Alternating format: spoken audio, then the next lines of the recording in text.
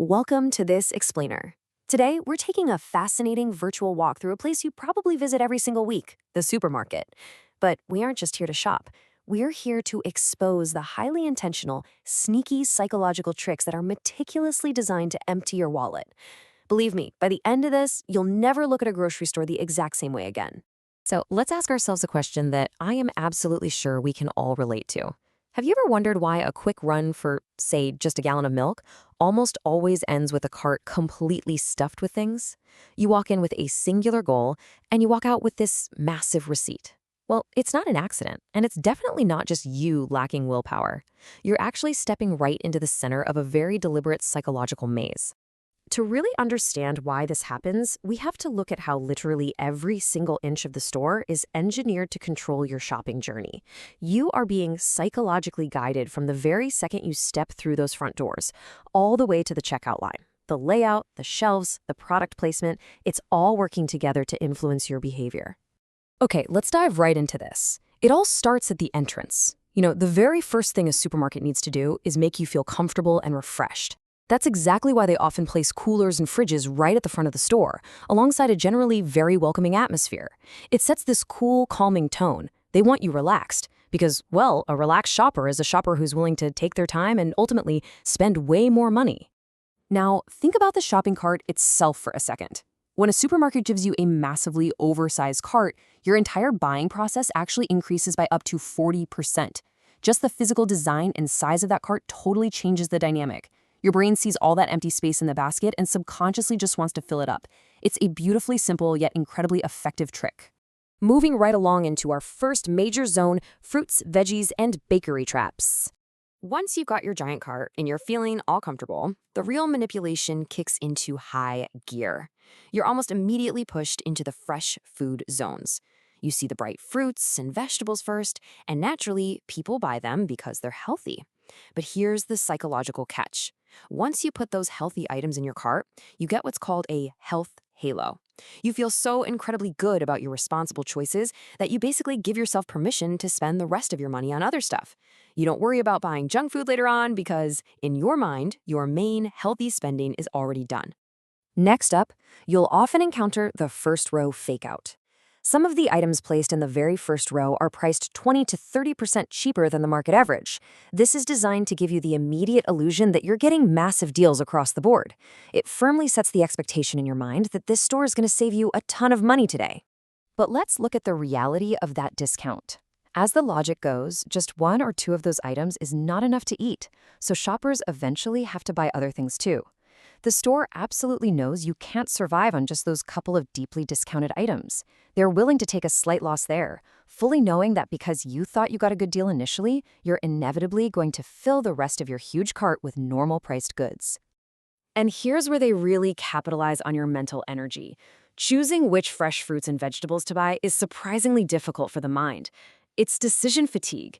After making all those healthy choices, your brain is actually exhausted. And what happens when your brain is stressed and tired? It instantly craves something sweet to weaken that stress. Enter the bakery, strategically placed to capture you right when your willpower is dropping. Suddenly, that fresh sugary donut becomes completely irresistible. All right, let's head into section 2, navigating the store maze.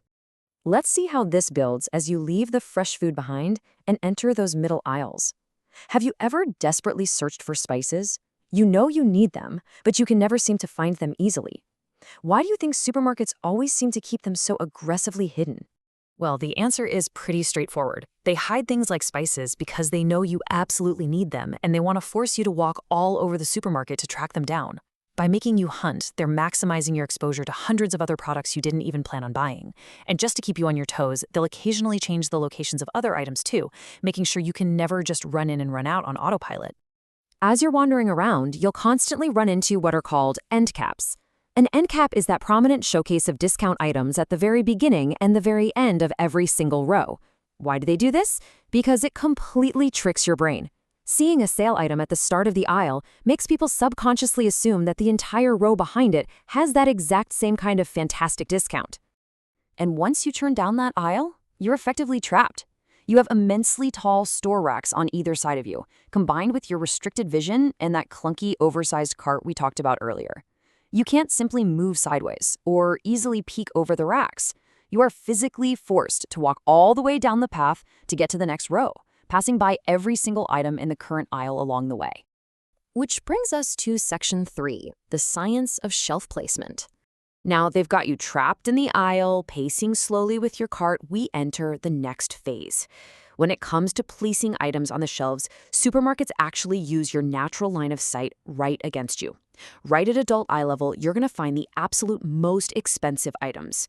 If you want the exact same type of item but at a lower price, you have to look under that, often way down by your knees. They intentionally make the expensive choice the easiest choice to see and grab. And what about down at child eye level? Oh, that is prime real estate. That's exactly where the store places all the chocolates, treats, and sugary cereals. They put them right at the eye level of a child because kids are the ultimate item seekers. They spot the bright treats, grab them, and suddenly you are locked in a negotiation with a toddler right there in aisle 4. Next up is Section 4, soaps and checkout impulse buys. At this point in the trip, your cart is full, your brain is exhausted, and you are more than ready to leave. But the store isn't quite done with you yet. Think about your typical store layout. Why are the soaps and basic essential items almost always put at the very end or shoved into the very back corners of the supermarket? It's because these are what the industry considers needy items. They are absolute essentials that customers simply must buy.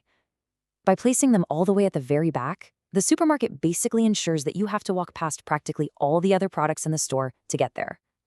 It serves as one massive final reminder, sparking little impulses to buy anything you might have missed along the way. Finally, you make it to the cashier, but watch out because this is the ultimate trap. As you stand there waiting in line, you are entirely surrounded by expensive treat items, magazines, and last-minute promotions. They place these items here specifically because this is the one time in the store where you're stationary. You have time to think, time to look around, and most importantly, time to change your mind and impulsively toss just one more thing onto the conveyor belt. All right, let's wrap this up with Section 5, how to beat the system. I know this all sounds a bit overwhelming. You're probably sitting there thinking the supermarket holds all the cards, but don't worry, this explainer wouldn't be complete without giving you the exact countermeasures you need to survive and protect your wallet. First, try getting your fruits and veggies from local markets. This avoids triggering that health halo spending spree in the big stores. Second, always keep a strict list so you aren't just aimlessly wandering the maze. And third, which is perhaps the most powerful countermeasure of all, take cash with you and leave the credit cards at home. Because when the physical money runs out, your shopping trip is over, completely neutralizing their attempts to make you overspend. So as you head out for your next grocery run, armed with all this knowledge, from the tricky floor plan to the sneaky shelf placement, I want to leave you with one final thought to ponder. Next time you shop, who is really driving your shopping cart? Is it you or is it the store? Thanks for joining me for this explainer. Stay focused and happy and safe shopping.